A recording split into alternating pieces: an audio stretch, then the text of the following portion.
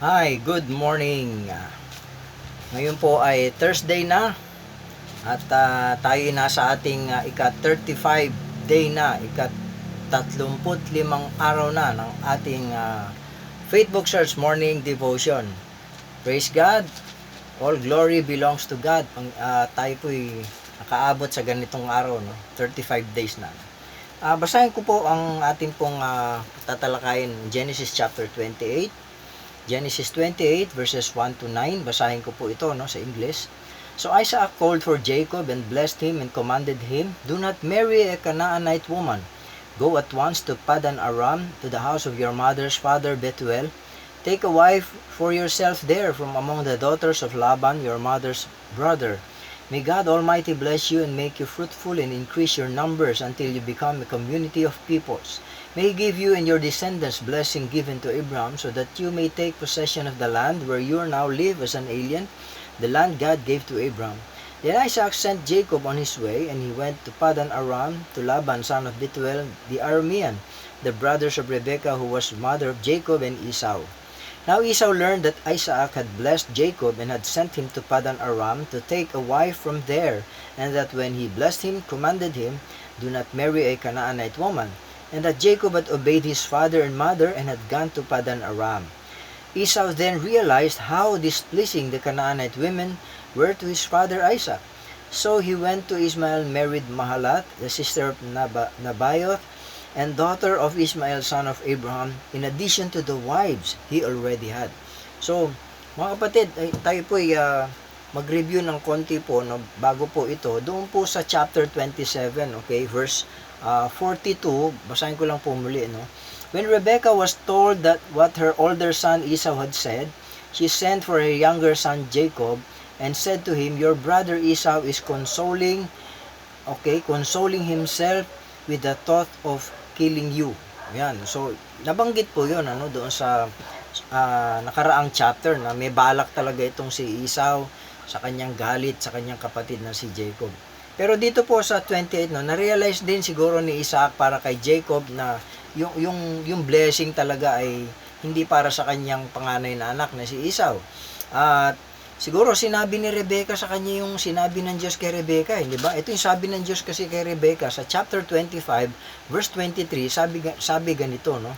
At sinabi sa kanya ng Panginoon, "2 bansa ang nasa iyong sinapupunan, at 2 bayan ay papaghiwalayin mula sa iyong tiyan, at ang isang bayan ay magiging malakas kaysa sa iyong bayan.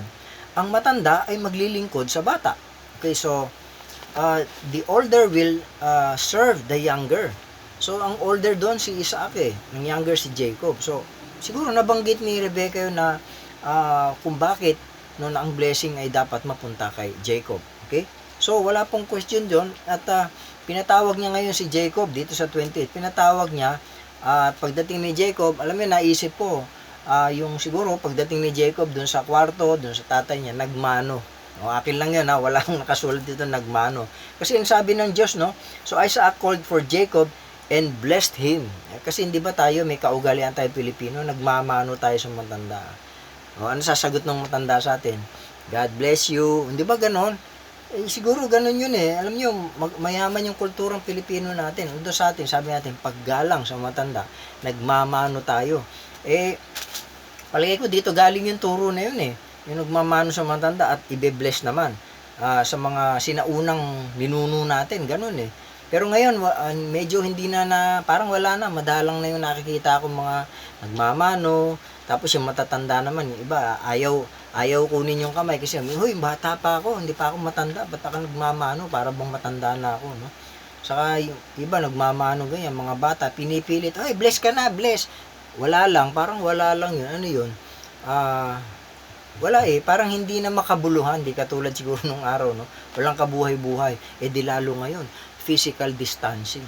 Wala, hindi ka lalo pwedeng humawak ng kamay, mas malabo na mangyari ngayon yung pagmamano. Anyway, insight lang po yan, nakita ko na, siguro yun yung point na whenever the old people, yung mga ninuno, mga matanda, talagang bine-bless nila yung mga anak. Kaya, siguro pag bumalik na yung kaya nga pwede na ulit na maghawakan, magmano sa matanda.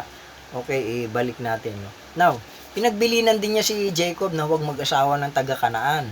At muli, inulit-ulit ng sa Bible, yung pangako ng Diyos kay Abraham, inulit ito sa kanyang mga anak at sa mga susunod na sinasabing, I will bless you, you will multiply, hindi ba? Gagawin kitang malaking bansa.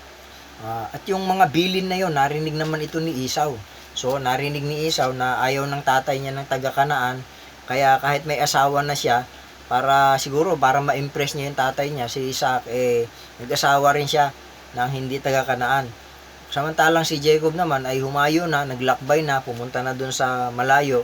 Kasi nga, para lang makaiwas na itong si Esau binabalakan siyang merong grudge may galit sa kanya Pero dun sa lugar na kung saan habang naglalakbay si Jacob, malayo po Pero doon, kinatagpo siya ng Diyos sa kanyang paglalakbay. Kinatagpo siya ng Panginoon sa isang pangitain, At may dalawang pangako si Jacob, doon sa kanyang, nung nakatagpo niya ang Panginoon, may dalawang pangako siya na sabi niya, ang Panginoon ang aking magiging Diyos, I will be my God, the Lord will be my God. At naglagay po siya ng tanda doon sa lugar na tinawag niyang Bethel, meaning house of God. Inuusan pa niya ng langis yun, okay? Bethel means house of God. Na dati po ang tawag doon, Luz, yung lugar na yon. At siya rin ay nagbigay ng tithes. Ito yung mababasa natin dito in the latter part, verse 22, nung last verse mo ng 28. Basahin ko po, and his stone set up a pillar will be God's house, and all of that you give me, I will give you a tenth. So, may tithes. Nagbigay rin siya ng, sabi niya, magbibigay ako ng tithes sa lahat ng pagkakalob mo sa akin, blessing. Yan ang sabi ni Jacob, So, yun yung kanyang dalawang pangako sa kanyang journey. Nangako po siya. Okay, yun po yung kwento. Samantalang si Esau naman, walang nabanggit dito. Pero alam nyo, previously, in Genesis 26 verse 34, basahin ko po, sabi, when Esau was 40 years old, he took Judith, the daughter of Beeri, the Hittite, to be his wife, and Basemath, the daughter of Elon, the Hittite. And they made life bitter for Isaac and Rebekah. Pasaway talaga to si Esau. Naging, kumbaga sa yung yun, alam mo yun, naging pabigat siya sa pamilya, itong si Esau, okay? Nabanggit doon di ba? Kaya itong sinabi niya na narinig niya yung tatay niya na, ayaw pala ng tatay ko na makapag-asawa ng hindi ng Kanaanite. So, hindi taga-Kanaan. Yun yung ginawa niya, pero may asawa na siya, hindi naman kailangan, di ba? Mamaya makikita natin ano bang aral na lapat po doon. So, tingnan natin yung aral dito sa magkapatid na ito, Jacob and Esau. Una pong nakita kong aral dito, pleasing the Father is not a competition. Yung gusto mong ma-please si God, pero hindi dapat yung idea ng competition. Yung bang you compare your righteousness to others is not pleasing to God. Halimbawa po, in Luke chapter 18, verse 10 to 14, familiar po kayo rito, yung pong dalawang nanalangin, the parable of the tax collector and the Pharisee, na yung Pariseo, ang prayer niya ganito, sabi niya, Lord, salamat po at hindi ako katulad ng iba na magnanakaw, nangangalon niya sila, masamang tao, di ba, nanlalamang, at to the point na ituro niya mismo, hindi lang parinig, talagang sinabi niya, hindi ako katulad nitong tax collector, itong maniningil ng buwis na ito. Tapos ano na sinabi niya? Eto na, sabi niya, nagfa-fasting ako 2 beses sa linggo. At nagtatays ako sa lahat ng kinikita ko. Yun yung kanyang pagmamataas sa sarili niya. Okay sana kaso kino-compare niya yung sarili niya, di ba? Parang kompetisyon. Okay? Samantalang yun namang tax collector, nakayuko lang, halos hindi makatingin sa langit. At sabi niya, buong pagpakumbaba, kinakabog niya yung dibdib niya, humingi ng awa at tawad sa Diyos. Sabi niya, Panginoon, kahabagan mo ko. Isa akong makasalanan. Kaya sabi ni Jesus, yung sino dun sa dalawa yung pinagpala, natural, yung nagpakumbaba. Kasi sabi ng Panginoon, sino mang magmataas ay ibababa ng Panginoon. Sino mang magpakumbaba, itataas ng Panginoon. So, yun po yung aral dyan si Esau, akala niya yung ginawa niyang parang kompetisyon kay Jacob, akala niya natutuwa ang tatay niya nun, Kasi deep inside, may motibo siya. Hindi naman talaga to please his father, but to compete with his brother Jacob. Kasi nga, may galit siya Yan po, Gusto niya ma-impress ang tatay niya. So, sayang lang, di ba? Yan po yung nakita kong aral na unang katotohanan dito. Ito totoong nangyayari sa mga magkapatid, walang harmony kasi kompetisyon. Walang harmony yung relasyon ng magkapatid sa pamilya, no? At may mga pagkukumpara, sinasabi, oh, mas magaling ako sa iyo, mas bright ako sa iyo, o ako top ako sa klase, ikaw hindi. Mga ganon. Alam mo mga parents, ito'y paalala, no? Obserbahan po ninyo mga anak ninyo, baka meron ng ongoing competition sa kanilang relationship. Okay? Tandaan niyo po yan. Hanggat bata pa sila, dapat mapaalalahanan natin sila. Kumustahin niyo po yung kanilang relasyon sa isa't isa. Baka mamaya may malalim ng pinagdadaanan yung mga yan, di natin alam, no? Kasi yung competition, it's not only existing in the family, it's also existing in schools. Okay? Sa mga paaralan at sa ibang lugar pa, no? Basta merong kaugnayan, mahirap po na merong competition na ganun. Okay lang sana sa sports, okay ang competition. Pero pagdating sa relasyon, mahirap po yan. Okay? Paalala po yan, mga kapatid, sa inyong mga anak. Now, number 2, hindi lang po yun, no? Number 1 kasi sabi natin, pleasing God is not, pleasing the Father is not a competition issue. Hindi po yan. Number 2, harboring bitterness or grudge leads to restlessness and trouble in life. Hindi ba? Yung nagkikimkim ka ng pait o ng sama ng loob dyan sa dibdib mo na yan, katulad nitong si Esau, yan, malinaw na malinaw makikita natin.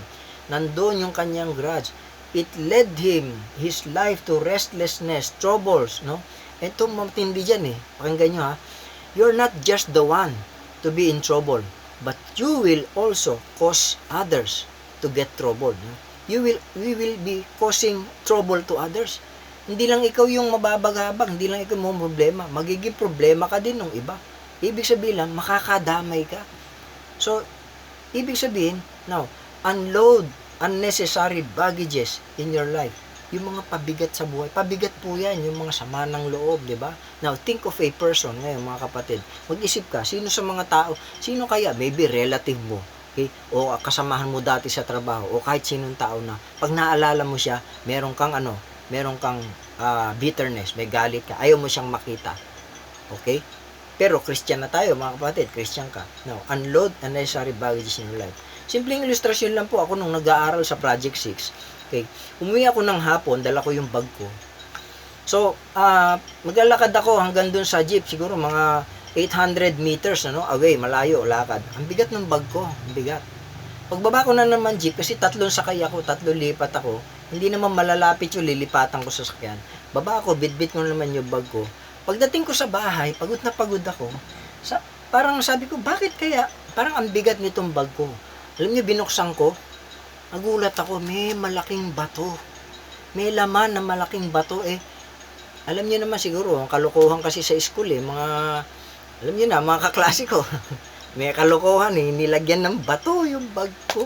Hindi ko alam, umuwi ako, ang bigat ng dala-dala ko. Pagod na pagod ako. Alam niyo, sa buhay, ganyan din po. Huwag kayong magdadala ng bato sa buhay, mga pabigat. Mahirap maglakbay sa buhay ng mabigat ang dala-dala. I-unload po natin yan. Yan po yung pangalawang aral. Number 3 lesson po. God reminds us to give back to God what is rightfully His. Ano mang bagay na sa Panginoon, ibalik lang natin kasi Kanya yun Sample po rito yung the 10th of your blessings. Si Jacob sa last part po ng 28 ng Genesis, nakita po natin doon ang pangako niya. Sabi niya, Lord, ikaw ang aking Diyos, ikaw ang aking magiging Panginoon, di ba? Sabi niya. And then lahat ng mga tinatangkilik ko, magbibigay ako ng tithes, babalik ko sa iyo, Panginoon. Kasi ang tithe giving po is returning what is rightfully God's, no? Yung kanya yun no? In Luke chapter 20 verse 22, kasi may mga debate po rito, may mga turo po na sabi, ang tithes daw Old Testament na yan. Hindi na yan daw po ngayong New Testament. May mga ganun po, no? So, hindi po ako nakikipagtalo dyan. Pero ang pinangahawakan ko po, ito, pakinggan nyo. In Luke chapter 20 verse 22, may tanong po yung mga Pariseo kay Kristo. Sabi niya, is it lawful for us to give or pay our taxes to Caesar or not? Diba? Sabi ng Panginoon, dahil alam niya yung kanilang motibo, bakit siya tinatanong? Gusto nila siyang masukol Okay? Ano sabi ni Kristo sa kanya? Tingnan ko yung pera. Tingnan niyo yung pera. Okay? Whose image or whose likeness is the encryption does it have? Whose image is in the coin? Doon sa pera na yan. Ang sagot nila, si Caesar. Mukha ni Caesar. Ano sabi niya? Okay, give to Caesar what belongs to Caesar. Diba? Bigay niyo para kay Caesar. Okay, yung pera na yan. And he said to them, render to Caesar, things to Caesar, and give to God what belongs to God. So, whose image, di ba? Whose image and likeness do we belong? Kasi, kung yung image nandun sa pera is Caesar, para kay Caesar. Okay. Now, tayo po. Whose image and likeness do we belong? Sagot natin, God's. Di ba? We are created or we are made according to God's image and likeness. So, ibalik mo yung kay God. Hindi easy yung Old Testament practice yan. New Testament na, hindi po yan. We give our tithes because of the principle we belong to the image and likeness of God. Hindi kay Caesar. Okay, pera yon. But what belongs to God, give back to God. Yun yung tithes. Okay? It belongs to God. So, yan po yung tatlong aral na kita natin sa umagang ito, mga kapatid. Nawa po ay muli tayong pinagpala. Manalangin po tayo. Salamat po, Panginoon. Sa umagang ito ay aming natutunan muli ang napakahalagang aral sa buhay. Lord, araw-araw po nasa puso namin, gusto ka naming maluwalhati at siyasatin pong puso namin kung ito'y ginagawa namin ng tao sa aming puso at hindi kami nagkukumpara, hindi kami nagkukompete, Panginoon. At ganoon din naman, Lord, na kung meron mang sa puso namin, maaaring may mga taong hanggang ngayon ay hindi nawawala yung aming galit o inis sa kanila o hindi namin sila napapatawad. Lord, please enable us na magkaroon ng forgiveness sa aming puso upang sa ganoon ay maibsan ang daladalahin namin sa buhay na pabigat na hindi naman kailangan, Lord. Ganoon din naman, patuloy mo kaming biyayaan ng pagpapala na nagmula sa iyo at matutunan din namin, Lord, na ibalik po ito sa iyo na mula sa aming puso na yung para sa iyo ay maibalik namin sapagkat sa iyo yung dakilang Diyos. Maraming salamat po muli at sa buong maghapong ito, muli ko pong tinitiwala ang aming pong buong araw sa lahat ng aming gagawin. Lord, samahan mo kami, ingatan mo kami at patuloy kaming magtiwala sa iyo at maglingkod sa iyo sa anumang kaparaanan. Binabalik ko po ang papurit pasalamat sa pangalan ni Jesus. Amen. Okay, good morning po mga kapatid. God bless.